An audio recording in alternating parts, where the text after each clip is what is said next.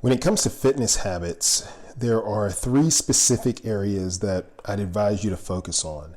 They're movement, stretching, and recovery. Now, you may be asking, what about exercise? Well, movement is exercise. Taking the stairs instead of the elevator is deliberate exercise. Parking farther from the door so that you can walk is a form of exercise. And the reason I present it this way is because the term exercise has a tendency to scare people off before we even get started, especially if you lead an already busy lifestyle. Finding time for exercise can be challenging, but incorporating more movement is totally doable. Movement and exercise are extremely important for overall health. So where do you start with exercise and movement habits? I try to keep it simple. If you haven't been exercising, always check with your physician to ensure it's safe before you start any regimented exercise program. And once you know it's safe for you to exercise, though, you can focus on simply moving more, period. If you're sedentary or if you sit for most of the day, just try to move more. That's it. If you're sedentary and not exercising at all, move more.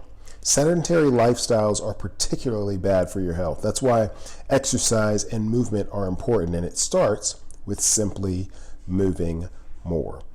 Moving more will start to counter those extreme negative effects of a sedentary lifestyle. If you're already exercising and find it hard to get 5 workouts per week, for example, simply strive to move more. If you're getting enough exercise already, then keep moving. But flexibility now is also critical to proper movement and range of motion. And it's often not until we lose flexibility that we notice it, usually through recurring pain or injury. Flexibility is about more than stretching, though. When your muscles are able to move freely without restriction and without pain, this allows for more pleasant and effective exercise and more comfortable activities of daily life. So put simply, muscles only know how to do one thing.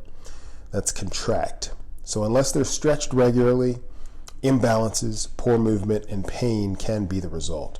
We need to be deliberate about incorporating regular stretching and mobility work in an exercise routine. If you do this, then I'm a happy camper, and you'll feel a lot better. Then finally, regarding rest and recovery, it's important to understand that you grow stronger during the recovery and time between exercise sessions. This is because muscles could be fatigued, torn, and broken down, particularly with intense exercise.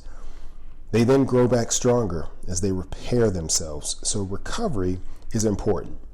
You can't rush it, and you need to allow time for it to occur. So whether it's a matter of hours after a short workout, maybe a couple of days after a longer, more intense exercise session, or even a couple of weeks after a long distance endurance event, recovery is important. Get in the habit of making time for rest and recovery as the third complement of fitness with movement and stretching. Now finally, exercise is important in your fitness goals. Stretching is important, and rest and recovery are important. I'll leave you with a quote by Edward Stanley, who said, "Those who think they have not time for bodily exercise will sooner or later have to find time for illness." I'd offer that if you don't find time for stretching, then you're going to have to make time for injury. It's that important.